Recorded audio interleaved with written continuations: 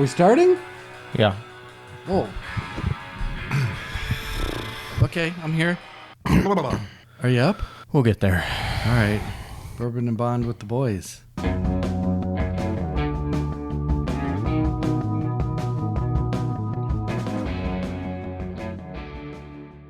Welcome back. This week we have Diamonds Are Forever. Forever. And ever. And it seems like it goes on for Ad nauseum. ever. But here we are. Welcome back to Bourbon and Bond with the boys. I'm Nick. I'm Dave. And like we said, we've got Diamonds Are Forever and... We have fabulous news. Yeah. Sean Connery. He's back. He's back. It's his last movie. Well, we got him for one more, so... One more. However, as we often say here at Bourbon and Bond with the boys, Bond is only half the story. We are also sampling a nice bourbon, and I have looked far and wide, high and low, to select a bourbon that would go with Diamonds Are Forever, and we have found from Painted Stave Distillery the Diamond State Bourbon, because Delaware... It's the Diamond It's State. the Diamond State. Are you going to... I mean, this is uncorked, untested, untried. Yeah. We've never had this before. Yeah, this is brand new to both of us, and we figured what more appropriate than a bourbon from the Diamond State to accompany Diamonds Are Forever. So the last time we had a bourbon that was precisely named for a movie, it was Thunder. Ooh, It did not... Oh, don't manifest that for us. It didn't go well. Don't manifest that for us. I don't want that even to be discussed. Two things I want to note while you're uncorking that sucker. First is...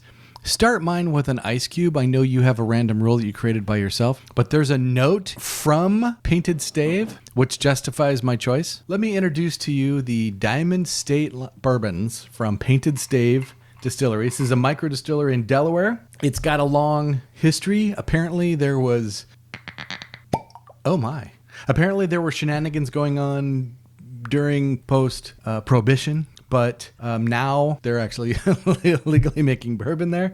65% corn, 26% rye, and 9% malted barley. This is another high rye bourbon.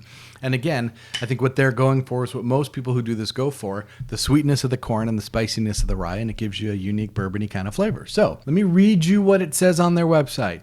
Our signature high rye bourbon plays homage to Delaware's history while connecting it to the state's craft spirits revival. Painted Stave whiskey was the last brand of whiskey produced in Delaware prior to Prohibition. Seems fitting that Diamond State Bourbon should become the first legal bourbon produced in the state.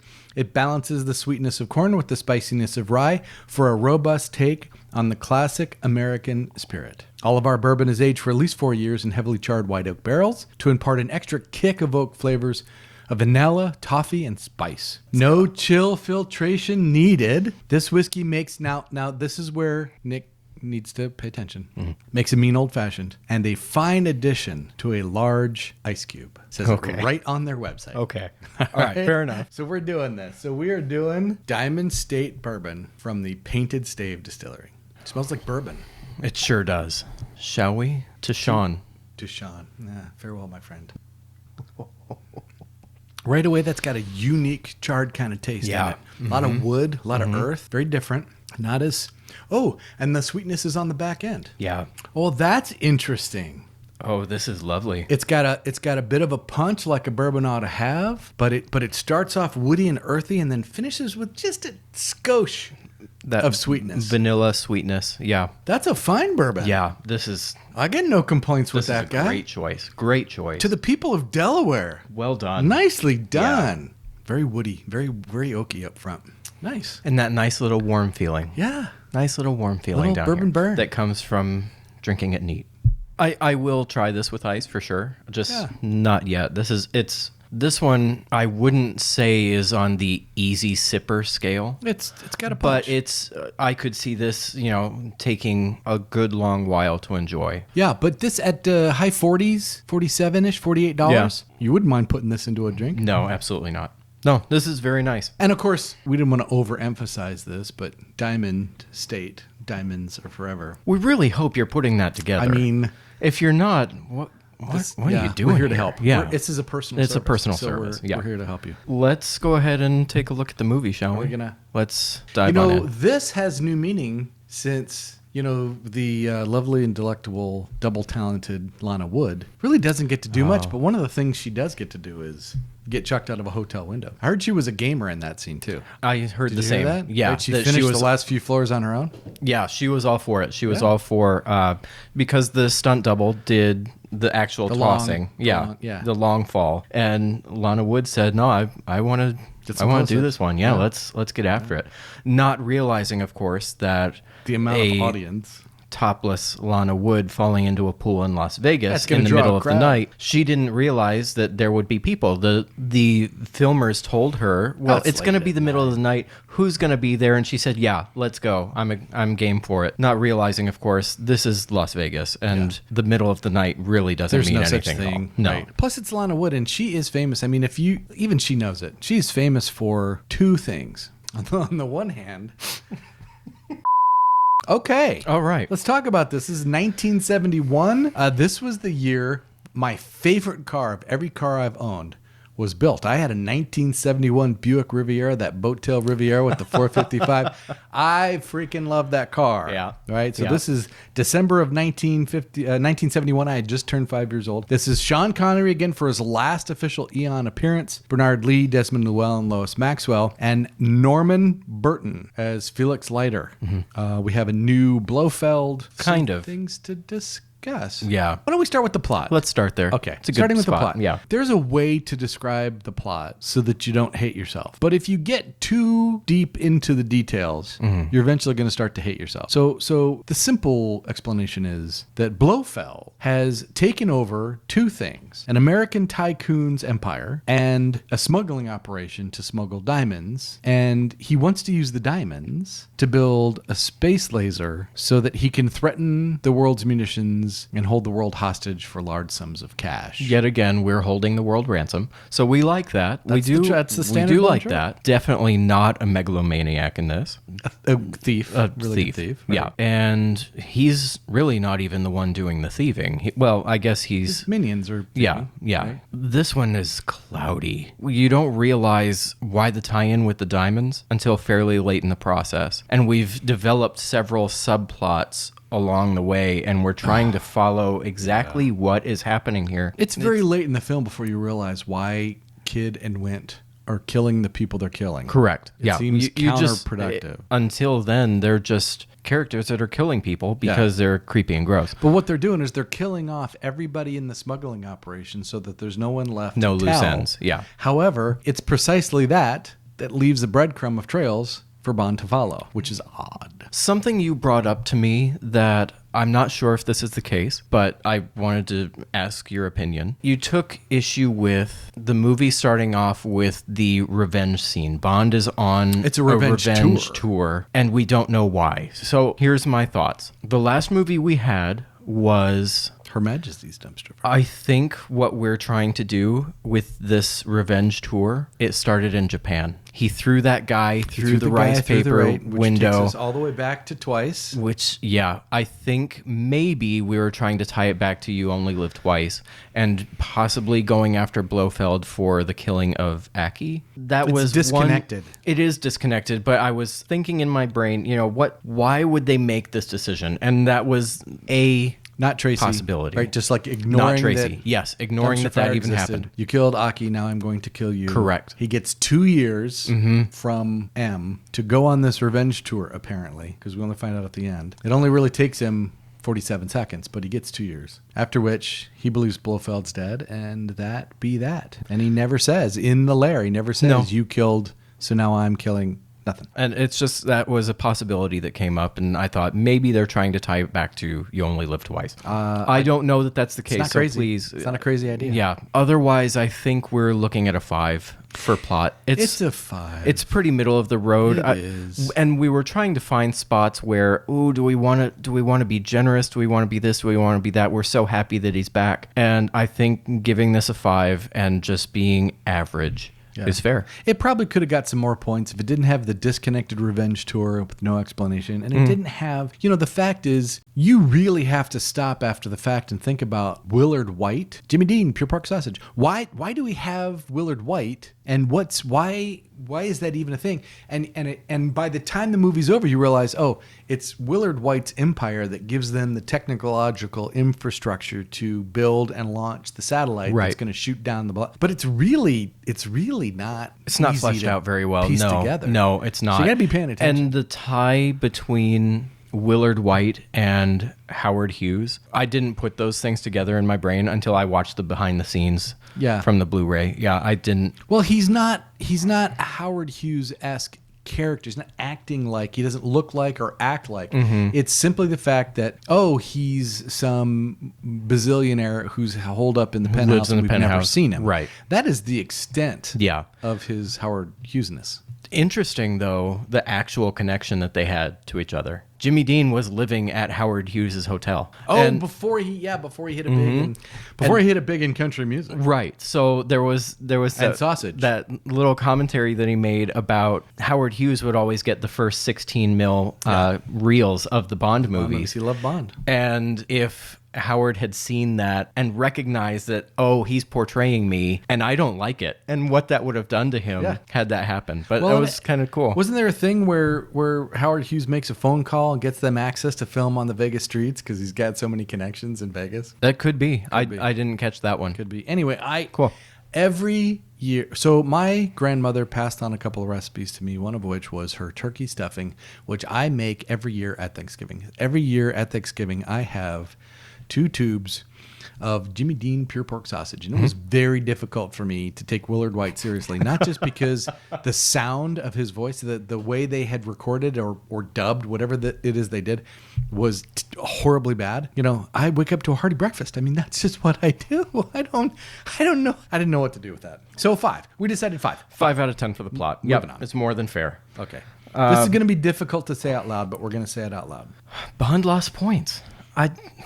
For only the second time, and he's still better than that poor, sad poor person Australian who was not given a fair shake. Who shall remain nameless. Who was not given a fair shake. He wasn't. But he's older, and again, remember, it's been 4 years since we've seen him as Bond on screen, and there's something, maybe they changed the way they're filming him. I don't know, but it showed. It did. I took notes during the rewatch, and he looks older in this. But he still looks great. Good. He still looks really good. I'm not taking points away from him in hotness.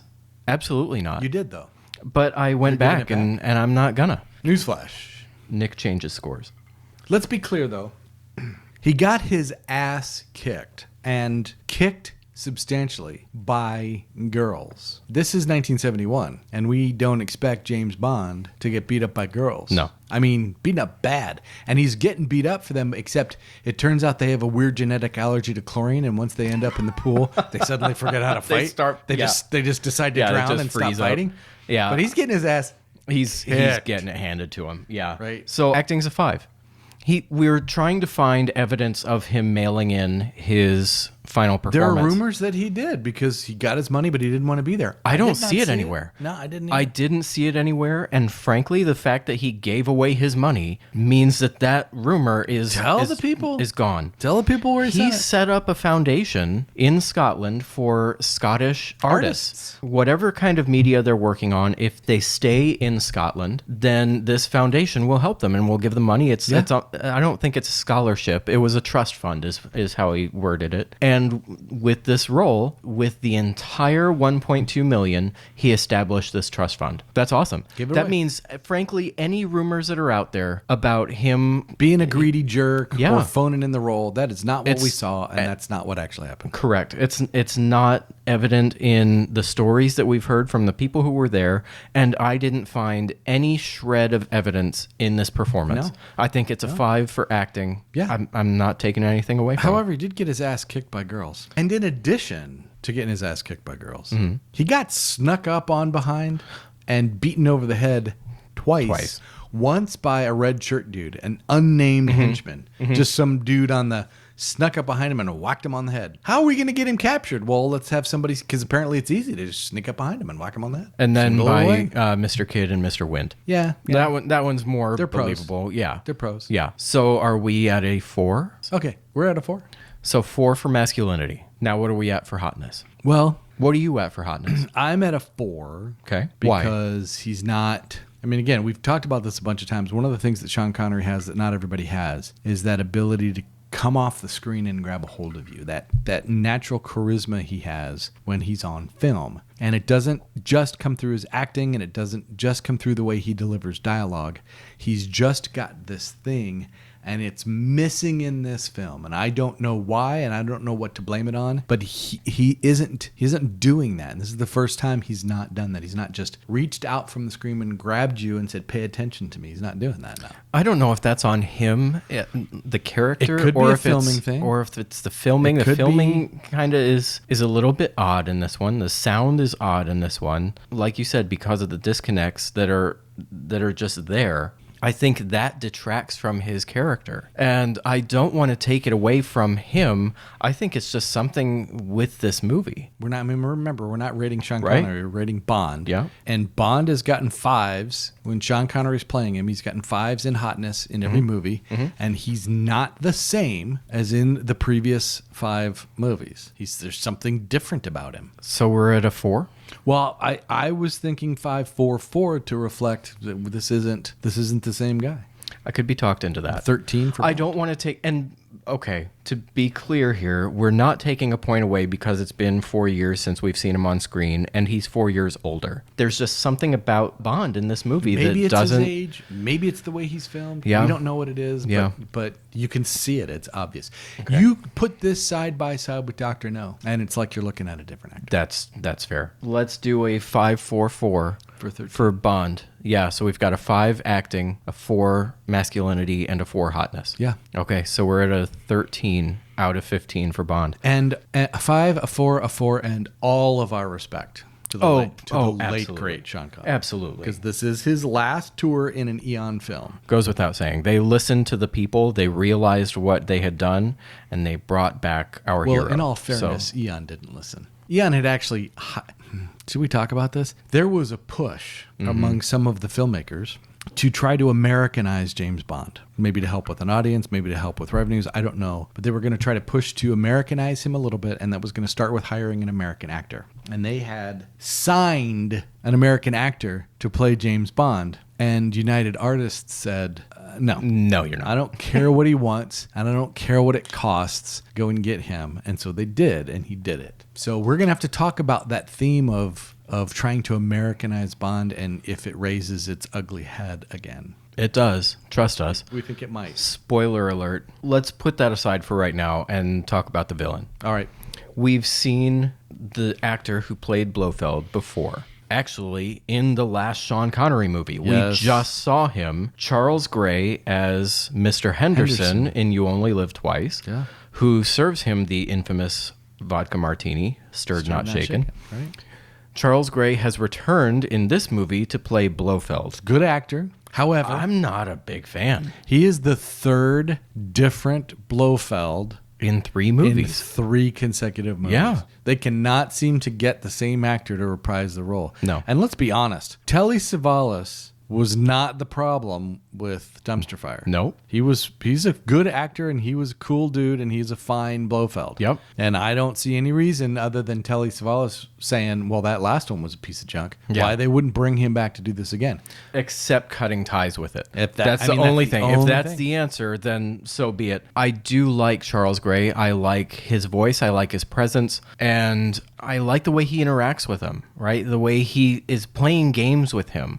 Bond is this inferior being that he's playing games with. When And that's when a he has his Blofeld. I mean, that's... yeah, That's heartily it's Blofeld. very well done. I was ready to give him more points than he deserved until Oh, my gosh. we see him in drag. It was an automatic negative 1 point because He's escaping the hotel Yeah. in drag. Yeah. In a dress and a wig, dressed up as a girl, which, if trying to ignore Rocky Horror Picture Show isn't hard enough to start with, that didn't help. right. This was a tough scene for the program, but I think because I did like the character and I like the actor, I started off at a 7. He's got hair. Why And does he then- have hair suddenly? I don't know. Blofeld never has hair before. He suddenly has hair now. It doesn't really matter what he had before. He was It doesn't matter, right? We're not bald and he only lived twice. Right, but he was also a different person and You Only Live Twice. So let's not go there. Bald and dumpster fire. Let's not go there. All right. So I'm at a 7 -1 for the Mrs. Doubtfire getup. So I'm at a 6 for villain. I'm at a 5 + 1 because I like Charles Gray in spite of everything. Okay. So we're not going to fight on this one. We're going to just take stick the with 6 and move on. 6 out of 10. Perfect. Moving on. Henchmen. These guys are awesome. They're awesome and so weird hands and down the creepy. creepiest henchmen. Oh, man. Oh, they're so creepy. Which one is it? Is it Mr. Kidd? No, it's Mr. Wint, who has that little beady nose. He got that little Rudolph kind of nose like going on. It's just weird. And then Mr. Kidd is just such an odd looking dude. Like just anyway. And he was saying that he didn't really act like anything. He was just himself because he was just a weird a musician. dude. Yeah, he's a jazz musician. He's a jazz musician. That's even more of the point. So he's just kind of this bizarre, kind of weird guy. The only openly gay henchman I can think of in the Bond universe. They just were. That's just creepy as heck. Yeah. But also a couple, a unit. We rated them as the henchmen. Correct. Yep. They were collectively the henchmen. Yeah. So we mentioned it that, in You Only Live Twice, we commented on the henchman's henchmen. This was the time we were talking about that we're going to rate 2 henchmen as one, and they get a 5. So they're so good. There's one other situation where there's literally 2 henchmen, MEN.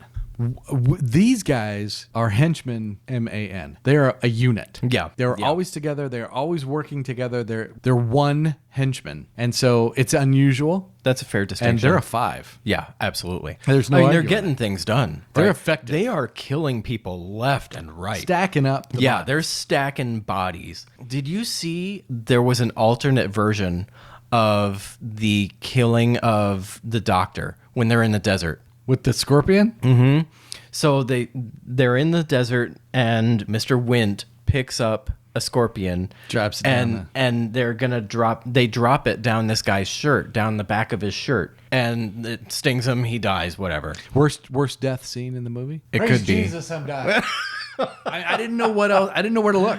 There was an alternate version of that where Mr. Wint opens the doctor's mouth, puts the scorpion in his mouth, and glove over mouth. Just brutal. And they said, no, this is way too much. People can have nightmares. Way too much. This is going to be a huge problem. These guys are 5. If that had been in here, it's a 6. Holy these are crap. among the best, and these guys form that one henchman who is among the best in all of Bond. Now we have Bond Girl. This was a little difficult. It was a little complicated. It was. Tiffany Case as the main Bond girl. Jill St. John as Tiffany Case. I don't think Plenty O'Toole had near enough screen time to be considered a Bond girl. She's there to die. I mean, if she was wearing a shirt, it should be red. Bambi and Thumper only hurt things, and they're unable to finish out their fight, right? They develop their phobia of water, apparently. What changes if they were dudes? They probably fight harder when they get in the pool. I mean, I don't know. We didn't rate them as Bond girls because they don't Bond girl anything. No, they don't. They beat the crap out of Bond and then forget to fight. You're going to be really mad at me? Did you make another change? Yeah, I sure did. Can somebody call someone for me? Okay, we talked about a 2 for acting for Tiffany Case, okay, as the Bond girl, the sole Bond girl. Acting is a 2. We discussed hotness as a 4, and then character as a 2. And let's be clear, this woman, God bless her ever-loving soul, spends more time in either undies or bikini than anyone else I can remember in a Bond movie. Mm-hmm. And we praise her for that. I want to suggest something to you. I suggest that Tiffany Case gets a score of 2 for acting, 3 for hotness, and 2 for character. It's valid. There's nothing above here that is deserving of anything. Hold on. Tiffany Case does not get anything more than a 3. However, let's bring in peripheral babeness of Plenty O'Toole, Lana Wood, and let's bring collective hotness up to a 4. First off, no. Oh.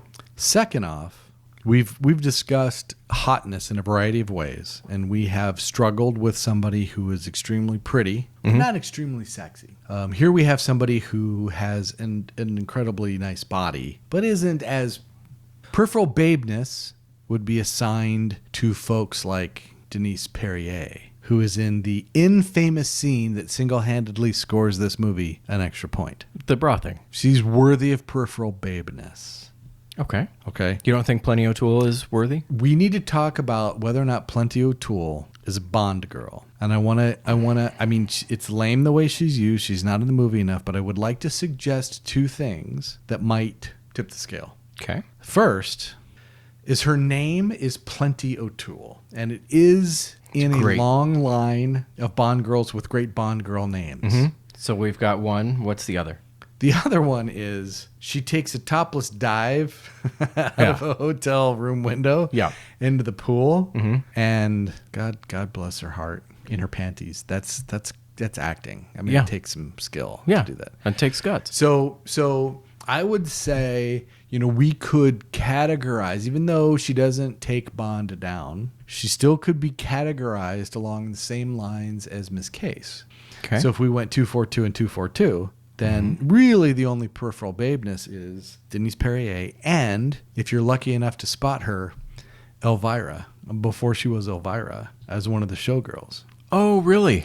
Really? Didn't realize that. That's cool. Yeah. Okay. That is kind of cool. So you want to put Tiffany Case at 232. No, I do not. And Plenty O'Toole at 242. I'm going to go 242 and 242. And then you use whatever justification you need to. We'll use peripheral babeness to round up from a 3.5 hotness average up to a 4. 242 for the Bond girls. Excellent. It'll be on the screen all over Dave's face. It'll just be wrong. But you it's going to be right. You've heard the right answer. It's going to be right. So you know. Here's the thing. We arrived at the correct answer. So we're good. We're she okay. also aged pretty well. Who? Jill St. John. All right. I mean, you should get some credit for that. 242. 242. 242 for Bond girls. Moving on. Action. I have the first thing I've written down is the moon buggy chase. Really? The first thing I have written down is just bags of wieners. This Oh, it's bad. The action in this is so frustrating. Yeah. Because I want to give it points, but I have a hard time giving it points. It's like it's like beating itself up. Seriously. What are we doing here? What did I write down for action? Of course, nothing. There's some. So, there is some. There's a decent car chase, but it's flawed at the end. Great car chase. We start off the revenge tour. That's okay action. He's throwing people around. He's doing bra things. The acting is horrendously bad, but that's production quality. One good We've line, said that. It's bad. We've said that. The assault on the drilling platform. Assault on the platform is awesome. It's so good. We're gonna talk about that in production quality.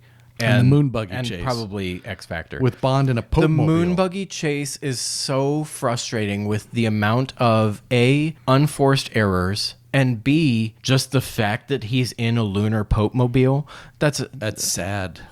Like really I wrote down Danger Will Robinson. Why are all these things crashing in the desert? This floppy armed. Get the out of here. That's ridiculous. That sucked. But again, the quality of these things can't be taken out of action. Yeah, it's just Let's the number look at the of them. quantity, and frankly, the quantity isn't there either. It's lower. I think action on this one, we're gonna need to seriously consider giving this thing at most a 5. It's a 5. It's a generous 5. 5 is generous. It's a 5, and I'll tell you why it's getting a 5. It's getting a 5 because the assault on the drilling platform was decent, and there was one cool scene, and I don't even know if you can count it as an action scene, but where he uses his grappling gun to scale his way up to the penthouse. That's a great scene. It's kind of a cool It's a great scene. It's a nothing short little scene. Yeah. After the rewatch, I'm struggling with 5. It's a generous 5. I'll concede. It's a generous. Ooh, It's generous. It's generous. Most of that comes from the fact that until the car chase, until they screw up royally, it's sexually a good car assaults chase. the pig. Yeah. It's a good car chase, and the drilling platform attack. I mean, it's not like, honestly, I can't even believe I'm saying this. The attack on Piz Gloria way outweighs this, but it is a decent lair attack scene. Are we going to talk about it now? No. Okay. 5 out of 10. 5 out of 10. The big 4. M is really sort of emming it up. He is assaulting Bond's colon over just about everything. Yeah. And in that M way where we love M picking on Bond for stuff, we do get some things accomplished while you're not here. Right. We do.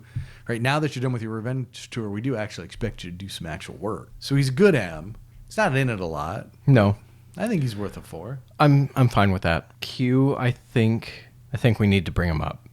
We do need to bring him up. He's not in it enough. No. And he's technically not in his lab doing lab stuff with Bond and picking on Bond. Kind of, though. However, he earned a bonus point, and you have to be watching. But there's a scene. Awesome. It's so good. Did you see it? Yeah. There's a scene when Bond calls him to thank him for the fake thumbprint so he can pose as Peter Franks. And while they cut between Bond and Q on the phone, they're having a phone conversation. In the background behind Q, got this crane. They're loading missiles into an Aston in the background. Yeah. And it's subtle. He never looks at it. He never says anything about it. It's just happening behind him, and it's worth a point. Yeah. For Q.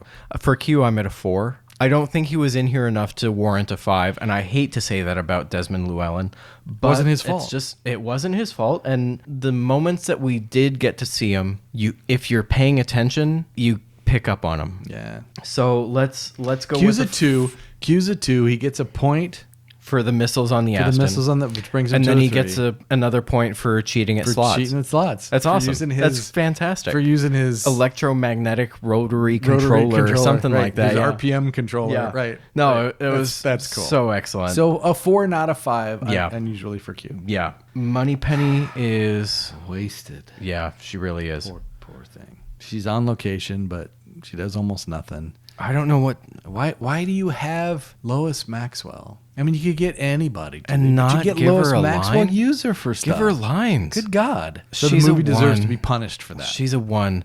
Lois does not deserve to be punished for this, but she's no, going but the to be. movie does for Yeah. not utilizing her. She's a 1, and frankly... Shame on the movie. Yeah, her contribution to this was so lacking that we could have frankly given her a 0, but she showed up and delivered 2 lines, so we have to give her a 1. You know what I'm upset about? I looked something up today, and I'm sorry that I did. But Desmond Llewellyn was paid scale. He was getting paid for the days he worked. Okay. He did not make money off of Bond. Now, he got some advertisement because of who he was. But I'm betting that Lois Maxwell was getting paid the same way. That means she got cheated. Yeah, it's Just quite like he possible. did. Is that a fact, or are you... Yeah. Oh, we know that Lois was paid that way? No, we know that Desmond Llewellyn was, so we assume Lois Maxwell was. Okay, gotcha. I'm not going to make that assumption because I don't need to punish this even further, but we'll keep that in the back pisses of our me off. minds. All right, Felix. There's a lot of Felix. There really is. He's in a lot of He scenes. really is. Frankly, because of okay, I'm just gonna say it. Felix should be a 3. For the amount of time. Wait. Felix should be a Making 3. another change. I know. Can someone call somebody from No, but we can have more bourbon. Oh my God. So here's the problem. He's in a ton of scenes, but he and the rest of the CA are so utterly and completely inept, and everything they do is wrong that we gave him a 2 until just now because they suck. They actually make things worse. If the CIA were not there, Bond might have wrapped this thing up in like 47 minutes because the CIA keeps making mistakes and losing the guy and losing the girl. And They do. Oh my And God, the, they suck. The CIA just sucks balls in this. Felix Leiter, though, Is bad. doesn't suck balls in What this. does he do? How does he help? In what way does he help? He shows up and not helps. We hated the surfer dude who stuck out like a sore thumb I know. And rescued Bond. and rescued Bond's Yeah. life. Right? Yeah. This guy doesn't do anything to help. He just makes it worse. And then when he locks him in the hotel suite, right? He puts Bond under surveillance, or not under surveillance, but basically under house arrest. And it's like, oh, I've got my guys out here making sure you don't leave. It's the only thing that Felix did for us. Yeah. So that Bond has to scale the outside of the... Right. I mean, he's useless. He's worse than useless. He hurts. Okay. So 2. I don't... You want to put him at a 2. if The all- amount of times he's in here. If all we did was rate how often he showed up, he's a 5. But if all we do is rate how much help he is, he's a -2. Because he hurts, not helps. So I don't know how we give him more than 2. Well, let's give him a 2. So that means an 11 for the big 4. A rather disappointing 11. Oh, that's a bummer. Okay. We've arrived. Oh, God. Can I say it? Am I allowed to say it? Say what you want. All right, I'm going to say it. I don't believe I'm saying this, but the credits montage is getting penalized for having too much pussy. Am I right? Or am I right? About that. There's two things that dominate the credits montage visuals: the diamonds and the cat, Blofeld's cat, Mr. Bigglesworth. It's the whole thing is about Mr. Bigglesworth. Yeah. I don't know why. And there's an extreme lack of the things we do want to see. So we have a surplus of things we don't necessarily need to see. Agreed. I don't understand it. I don't either. They got close in that we do have some silhouettes going on. We have some projections onto scantily clad women, but I don't see how this could do any better than a 5 for visuals. I hate that we're giving it a 5.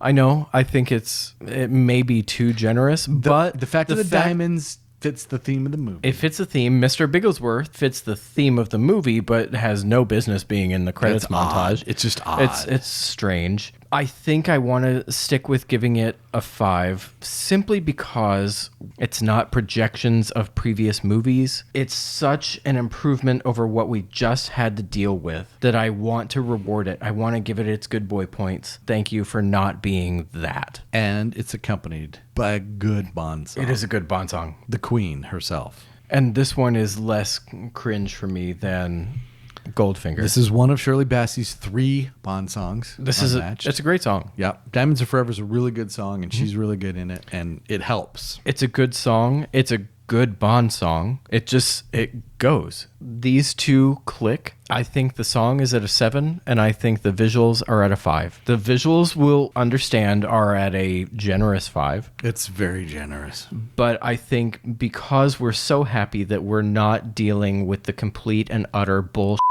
that they put us through in the previous credits montage, now we're back to normal, back on track. Yeah.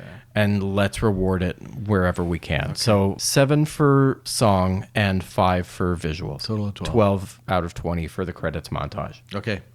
This is going to be a little rough. Bondness. Let's get it out of the way. The boozing, not good. Here's how I'm scoring it. He's getting a 0.5 point for knowing Sherry. It actually should have cost him a masculinity point. We should go back to the Bond rating and remove a 0.5 point for masculinity for him knowing Sherry. But we didn't British. do that. He's British. Okay. They're goofs. But we didn't do that. So a 0.5 point for knowing it's Sherry. And he got a 0.5 point for catching that the henchman didn't know that the wine they were serving him was a claret because he knows it's a claret. And he identifies it as a claret. And that's how he proves that the henchmen aren't waiters, they're henchmen. And that's a total of 1 point. And I, again, think that might be generous. What about when he gets a whiskey? He pours himself a whiskey. Yeah, when does he do that? At Tiffany Case's apartment. When? When she takes his thumbprint and he takes his glass away. She brings it back. She takes his glass away and she goes into another room. What spy in any universe would let somebody take their drink into another room? He's got the thumbprint. In case she puts something in it. But what's she going to put in it? I mean, Peter Franks is the guy she needs. We penalized him for having gotten slipped a Mickey before because he should have known better. No, but he doesn't though. She could have. He doesn't though, does he? I don't know. I don't. He drinks some whiskey. Drink the whiskey? Yeah. She brings it back with ice in it, and obviously not COVID because she just grabs the ice with her brain. So did I. FYI. You know what? Let's go with 1. Listen, I'm going to sufficiently piss you off in the next category. So, anybody ever get the chance to see Nick completely and utterly lose his shit? It's about to happen, so tune in. Okay, I'm fine with 1. Let's keep it at a 1. Okay. And let's get to the good stuff. Yeah, let's go. This is quotable. This is extremely quotable. Yeah. And there are some lines in here that I absolutely love, like when she asks him if he prefers blondes or brunettes, and he says, well, provided that the collars and cuffs match. Yep. Which is dirty and hilarious at the same time. I really loved when M's talking to him, and he does that Sherry, right? He makes a Sherry bull comment, and M kind of scoffs him away. And then the guy asks, what do you know about diamonds? And M says, well, I'm glad to see there's at least one subject you're not an expert on. It's a great M line. It's so good. And it shows that, he's really pissing M off, right? And he's doing it on purpose. Yeah. And, it's just fun. It's a fun, playful interaction with them. Yeah. But at the end of the day, I'm still your boss. So can it 007. Yeah. He makes the I'm on top of the situation remark when he's on top of the situation. Mm-hmm. He says to Tiffany, that's quite a little nothing you're almost wearing. Yeah. Which is pretty good. It's excellent. But there's one line. Oh, and then he also compares. He says when he's in the tube with the rat, he says one of us smells like a tart's handkerchief. Did you catch that? That's nasty. And then when one that I caught was Jill St. John's character when she's at the carnival or whatever, and she wins the squirt gun water balloon game, and this kid starts chirping at her. Right? She said, blow up your pants, kid." That's awesome. Like, shut up, you little nerd. You little nerd. Oh, I loved it. But there's one line we need to discuss. When Plenty O'Toole introduces herself to James at the craps table, she says, "I'm Plenty." And he says, "But of course you are." Mm-hmm. Just like the Kurgan in Highlander. You ass. I knew you were going to do one of those stupid movies. Right? Oh. The hooker comes up to the Kurgan's room. She says, "I'm Candy." And he says, "But of course you are." In that Kurgan voice he has. Awesome. This happened first. So that means Highlander stole it. All of that adds up to, it's a 5. It's a 5. Quotability. It's no matter 5. what else Absolutely. it's got wrong with it, it doesn't have this wrong with it. Yeah. Right? Gadgets. We missed one. We missed when he gets kind of captured and he opens his jacket so they can take his pistol away. Oh. And there's that cheese grater, like mousetrap in kind the of thing in his revenge tour jacket. at the beginning. He's got the mouse trap in his pocket thing. Plus the fake fingerprint. Tiffany's check my fingerprint. Tool. Yep. Grappling hook gun. Yep. Voice changer. Right. So what are you wanting to bump it to a 4? We're at least at a 3. All right. 3. Locations. Locations is another problem to me, that this we is missed. Disappointing. Yeah, we missed some things. We didn't really, though. We did. We have Los Angeles, Las Vegas. Almost the whole movie takes place in Vegas. We have Amsterdam. We have a little bit in Amsterdam on the river. South Africa. We're not in South Africa. They actually filmed all those scenes in the desert That's outside Vegas. not what we're led to believe. Cheating. That's not what we're led to believe. Cheating. No, it's not. Hey, Bond movies film on location. They go to exotic places. And we have Japan and Cairo. Oh, no, you are not. No. The Revenge Tour? Seriously? Yep. No. He flies to L.A. No. They drive to Las Vegas. They're in Amsterdam. They're supposedly in South Africa and Japan and Cairo. You can't do the whole movie in Vegas and count for a couple of clips in a pre-credit scene to get you an extra point. This is not what Bond movies do. We just saw in the last movie where they're filming in Portugal, they're filming in Austria, they're all over the world. They're in Vegas. Okay. I was just in Vegas. All right. It's not a 2. I'll give you the 3, but because of the amount of places, it cannot be a 2. They filmed on an oil rig out at sea. They had to fly the entire crew and cast out there every single day so that they could get out to the oil rig and film. That alone is cool. Where was the oil rig? I don't know. Where was it, Dave? I don't know. Me neither. It wasn't in Las Vegas. But it's getting where a point. the entire movie was oil rig's filmed. Getting a whole point. I don't know, man. I don't know why you're so anxious to give this thing bonus points for crappy scenes. The Japanese guy slides across the floor and like a cartoon sticks his head on the thing and the film freezes. It should lose a point for that, and it will later. The guy in Cairo, you can barely understand him. Like, is he actually speaking, or is it just odd job? Oh my God. I'm at a 3. What's that bring us to? The car. Oh, yeah. That's easy. The car, unfortunately, gets a 0. It is a cool car. I love this car. I think it's awesome. It does not get any points because it's not a car with gadgets. You get 0 points if your girlfriend drives you around in a 1970 Ford Mustang Mach 1. You get 0 points. My friend Max in high school had one of these. We used to drive around in his Mach 1. That's not exotic. That's not even a Alpine Sunbeam Series 2. Had this been the Shelby version, and had the Alpine Series 2 been the Shelby version, are we going to talk about... Both of these cars were brought to Carroll Shelby for revamping. Carroll Shelby deserves all the points you could possibly give him. And he did put a V8 engine into the Alpine Series 2 and made a badass version of that little piece of shit. And he also made the only Mustang you can actually own and say out loud like you have a pair, right? I had a Cobra. Right. Carroll Shelby was a badass. Yeah. Unfortunately, neither Shelby nor any of his vehicles were in any of these movies. Max, I hope you're doing good, bud. I remember that blue Mach 1 you had when we were in high school. Unfortunately, Max, doesn't you get get no in a points Bond for movie, this. though. Nope. So we're at a 0 for the car. All right, so that puts us at a 12 out of 25 for Bondness. Production quality. The production quality of this movie sucks balls. And that is the most polite way I can say it. Correct. It sucks. It's pretty tough. The sound throughout the movie is horrendously I don't know bad. what it is.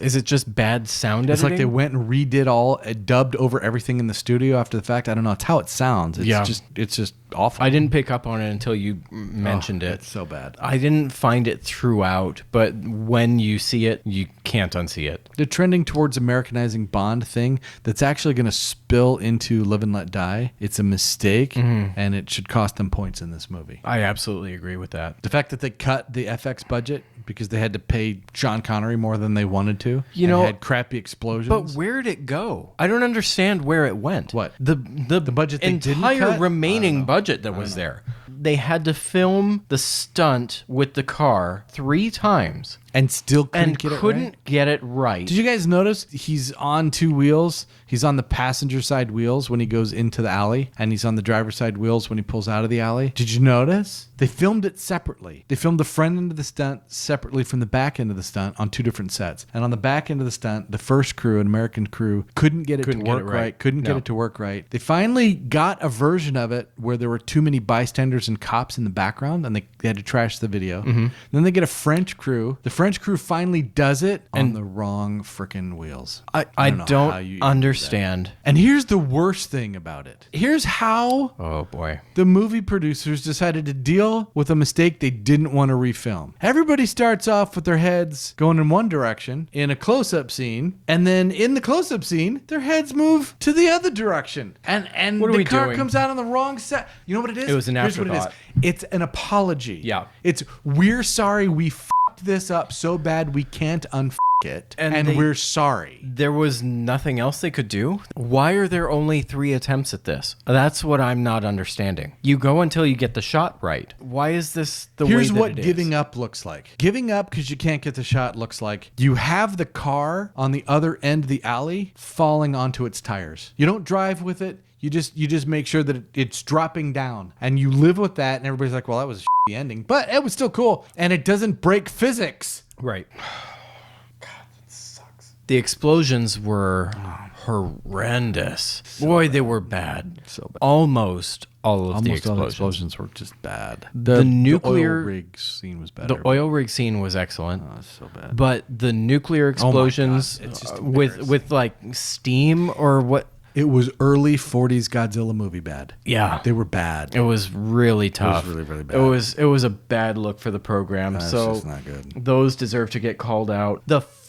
The fake lunar lander set that they're on, that pisses me off to no end. Yeah. If you're one of those people, keep going to another channel. I'm I don't not want sure to talk what it was to you. for. I don't know either. They were It's just training for the what? I don't even know what. I don't know. It just seemed like it's pandering to the wrong group. So again, if you're part of that group, I'm not the There person. was a moon landing in 71. Is that why they had the scene in the movie? I have no idea. I think it's just because they wanted to highlight this vehicle or something. I don't know.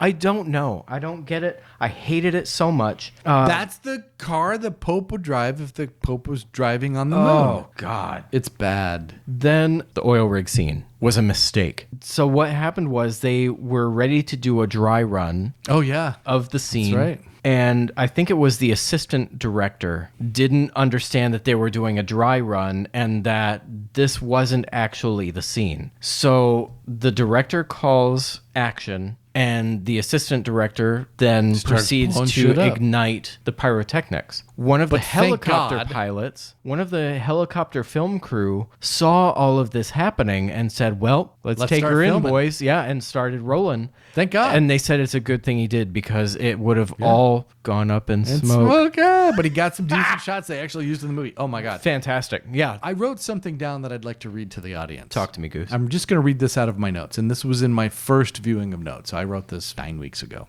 Hell, comma. The CIA are all a bunch of bumbling jackasses that are likely to choke on their own spit and die. I'm having misgivings about our original 3. I think 3 might be generous. I really would like to stick at a 3. I think 3. I'll stay at a 3. 3 is punishing it enough. It's generous, I think. I can't give it a 2. You know what I Nick can't means give it when a he 2. says stick with it for now? He means stick with it for now because I'm going to change it on you later. When it's running over my face, if you guys see something more than production quality at a 3, you'll know that's what happened. All right, a 3 for production quality, and now X Factor. It's not that we disagree on X Factor, it's that we had a different experience, and I'm willing to accept your experience. Okay. There's a lot that I have taken from this, that I remember from this. That counts. You know, remembering Mr. Kidd and Mr. Wint, remembering the woman drowned in the pool, remembering Bambi and Thumper. As a kid, I mean, I have always remembered the snapper bra off and wrap it around her throat thing. That stuck with me. That sticks with you. That's the one thing. There are things in this movie that stick with you, whether you really want them to or not. Like the Moonlander scene. The, what is it? Zambora. Do you remember the Zambora scene when they're at the carnival and she goes into the freak show? And it's wild Zambora. It's so bad. Oh, it's terrible. But it is nightmare fuel. As a kid, seeing that was terrifying. It's nightmare fuel. It was so scary. It's the woman who turns into an ape before your very eyes. Yeah, and now, after the rewatch, you know what I thought of? It's the Big Bang Theory. Yeah. Serial Yes. Apist. Serial Apist 2. Yeah, Serial Apist 2. Monkey Oh see, my monkey God. kill. Oh my God. Oh, shit. And here's the worst part. There's going to be an overlay of her There sure in that is. outfit. Yeah, right here. there sure Oh my God. All that to say, plus Sean Connery coming back, it's a 6. We decided to go with 6. I will never forget the bra scene. And Denise Perrier. And all of Nick's childhood nightmare fuel. It's a 6. I don't want to give it a 6. I don't want to give it a 6 either, but it's a 6. It's those things, right? We said before that X Factor is that, I'm going to use the phrase catch-all, but I don't mean it to be a catch-all, but it's that. It's where we award or subtract points for things that don't Where do fall you into have one the of those thing that categories. grabs you, right? What is This engaging? is not a movie, How do you though. feel? This falls into a pool of movies like Moonraker and Octopussy that are not movies that I watch. Fair. If I'm flipping channels, this is not a movie I stop on. I'm like, oh God, Diamonds Forever, and I move on. That's it. It's a 6. Yeah. All right, let's do some math. And just like that, We're back. we're back. Let's go through this. For the plot, we've got a 5. Bond, we have 13. Villain is a 6. Henchman, 5. Strong 5. Bond Girls, 8. Action, 5. Yeah. Big 4, 11. Credits, 12. Ooh, generous 12. Bondness, 12. Production quality is a 3. Yeah. X Factor is a 6. Yes. That gives us a grand total of 86 out of 150. It's not strong. It's not strong, and it's a little bit generous. And to be not strong after being generous is bad. Yeah, so this got a 57.3%. It's low. It's low, and I don't know where else we could have gone, to be quite honest with you. This is the first Bond movie that just doesn't take itself seriously enough. Right? I mean, some of the things that they're doing are playful or fun or even ludicrous because he's an international man of mystery, whatever. Mm-hmm. But they took themselves seriously enough to make it cool. And this movie doesn't. It's like it doesn't take itself seriously. And so it scored where it scored. Yeah. It scored where it scored, and that's what it is. That's the news. It is the last time we're going to see Sean Connery. In an Eon Bond movie. We're not saying anything else than that. We're just saying that. Okay. I'm clinging to that because I'm so not looking forward to what comes next. There are 7 movies on the docket, all starring Nick's favorite Bond, Roger Moore. And some of them are good. Some of them are good movies. There are at least 3 on this list that are genuinely good movies. Out of 7. That's not good. But it's still, take a, yep. That'll help. And it's a little bit front loaded with a couple of those good movies. So we're going to see a movie with a lot of X Factor because of, how it impacted us when we were younger. And we're going to see a movie that honestly, I'm not sure really ever gets its due. And then we're going to see, a couple of movies and then one more really good one. The thing that upsets me is you just said there were 7. There are 7. I'm going to be a real pain in the ass for several weeks. The here. upside is that only one of them genuinely sucks so hard. Vacuum manufacturers should do commercials during it. Yeah. But the rest are watchable in most cases for some reason. In most cases for most people. For my case and for me, I know for a fact that the vast majority of what we have coming up in the next 7 weeks is not going to be that bad. That's correct. However, you know what? Let's talk about something fun. Okay. Painted Stave. Yeah, they deserve From the Diamond thumbs State. up. This stuff. It's good. That's Holy really good. Smokes. Yeah. That's really good. It's got a little bit of a unique character to it. It's not expensive. It's, exotic from the point of view of sitting in Arizona, but that's a worthy product right there. It really is. I enjoy this very much. I enjoy it neat and on ice. It's a little bit different. If you drink it neat, it's got a big bag of knuckles. It's not a Widow Jane bag of knuckles. Well, Widow Jane is not playing. It is for real. But again, this is not okay for Delaware bourbon. This is just good bourbon. This is excellent. Yeah, and I have no problems highly recommending this. If you want to try something a little bit different, a little bit woody and oaky up front with just a little subtle sweetness at the end, that's good stuff. Yeah, that's drinkable. Go take a look at them. Yeah. Painted Stave. Yeah, you go. If you're watching, you guys are doing work. We're happy to hype you up. Oh, you are doing work out there. Ooh, if you need somebody to come out and film an episode at your place, all that takes is money, my friend. Right here. We're here. Yeah. We're here for that. I wish I enjoyed the movie as much as I enjoyed this. Yeah, this is 2 in a row where the bourbon really outshined the movie. Yeah, let's get into it. What do we have coming up next? All right, coming up next is one of those movies that you remember when you were a kid, Live and Let Die, and the Voodoo Guys, and the only other, until we get to Daniel Craig, 555 Bond Girl. So this is going to be fun to watch, and we have something picked out specifically for it. Now, the connection between the bourbon and the movie is a little bit of a longer, more winding road, so it might be difficult for you to look up here and say, oh, it's obviously this one. It's not. It's a little bit harder. This one's going to be tough. If you can guess this one, this is worth 80 bonus points that have no value. It still means nothing, but 80 points is a lot. I'm going to give you a hint on which bourbon it is. When you were young. That's going to save us. Yeah. I am looking forward to next episode. I think it's going to It'll be good. It's a good movie. It'll be fun. Good bourbon. And some fun overlays. We're going to make the best out of it. So as we say, feel free to like, comment, subscribe, send us your comments, send us your criticisms so that we can flex our rightness all over you. Because if we're anything, we're right. Yeah. It's a curse, really. It's the cross we bear. Yeah. So thank you so much for watching. We appreciate the support. We appreciate all you guys joining us in this journey. I'm Nick. I'm Dave. Cheers. Cheers.